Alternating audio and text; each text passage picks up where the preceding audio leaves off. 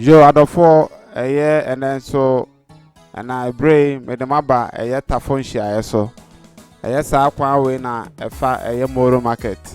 ede kokofa eye Yennyawoso na mesa de makofa eye from sofa boduse na ya san bepi eye Tafo Nhyiaeso enti yansha ne so pa enti hai eye mefa ne se Tafo G ana se Tafo so nachi eni ekwa we na ko Moro market no aha nti Moro market na ya duri aha ya Moro market e twam na ya de akwa kofa eye Yennyawoso ne afa sofa boduse e wo from ho no na ya fa anwan asan besi eye Tafo Nhyiaeso na ya de mana ntim kakra nti monhya ne so ya na me koso asra se on saka video we a share my mesraw the sika movement ya hoden ejina the power of sharing nti mon share yenyina ya share no na e videos no drum panifo anim because your videos bia no e person panifo hu na mutime ya draw my attention na wo Nhyiaeso mo be ye no omo ba ebe ye de maye nti mon share ne so pa nti so saka video we a share wo WhatsApp platform group bia wo so bia share koso wonu se Ghana for go so no share koso o Facebook o timeline bit ma share to ho o Facebook group ni so bit ma share to ho no share na afi e bo Ghana for mo akwantuo mu no bi obi ano bonamane no so emra sa platform yi so o obi number you interested betim dia WhatsApp me what WhatsApp me amaya de no e wo the sika movement your WhatsApp platform kese no be do beka ho o tie me so na person beka yes WhatsApp platform kese no so bra ana say text me ana say frame e mu bia no what the fa WhatsApp am sabeka na me de nipa na kan ho ana na me de waka ho aye nyina together no yetimi aboa magana fa ne ntoma pa efra enti ye nam eye Tafo Nhyiaeso aye de kwa akwafa Yennyawoso na free ho a say dem kan no aboa wura eye so fa bojo se ho yes and dey be eye Tafo Nhyiaeso ase enti ye nhye ne so pa.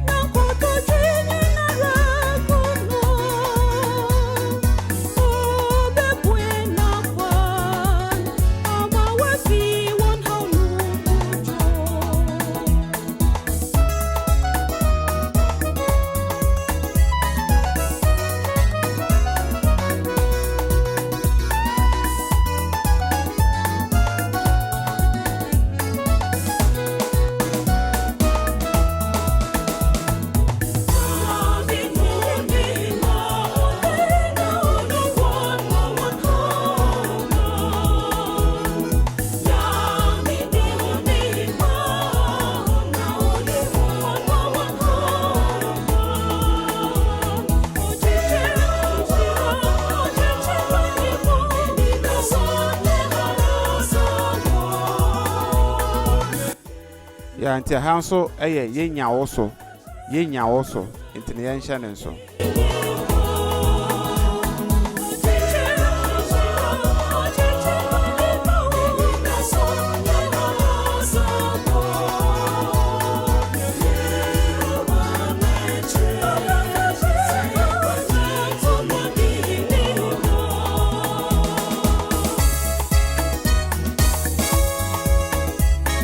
ya nti ebefa yense nifa so na ye de wura eye sofa bojo se ye from aha sei no mo gu eye asphalt na ebeduru ya haya no mo de besi ye ti e fa sei e de akwa akosi eye from kwa na esane ko Tafo Nhyiaeso no so aha nti no be bia na mo yekoyi mo fra sei sofa bojo se eye from sofa bojo se aha nti no ye nhya ne so ye de mo fa kakra na ye de akoye.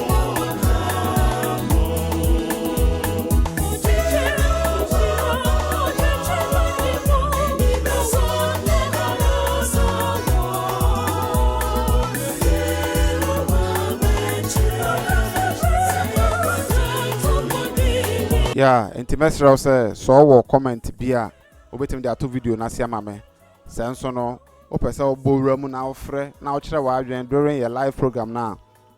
de bia anwumre 6 p.m. Ghana time de bia anwumre 6 p.m. Ghana time ti a hya ne so na won so timi frɛ na kire wa adwen na nyina kakra no yɛmmoa na Ghana mfa ne ntoma pa infra nti ahya ne nso ma me pa be sure subscribe to your YouTube channel no COVTVGHANA subscribe to your YouTube channel COVTVGHANA na yenhira.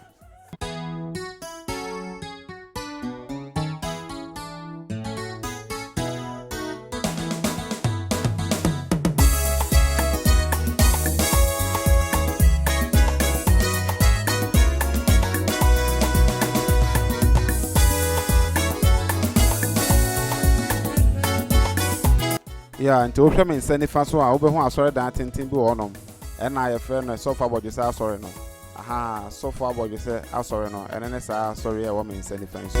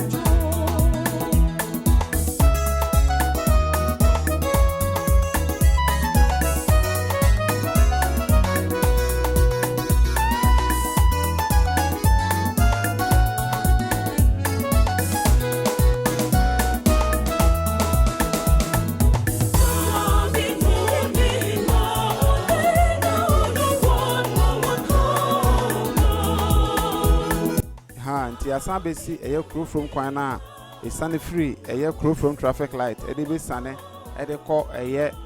Tafo Nhyiaeso no sa kwan no ne ya besi no nti e de fa ha e de akọ Tafo Nhyiaeso obiem ne abefa yensa bonkom so e de akọ akosi eye baabi a Tafo eseye no e wo no na e de mosi ho no.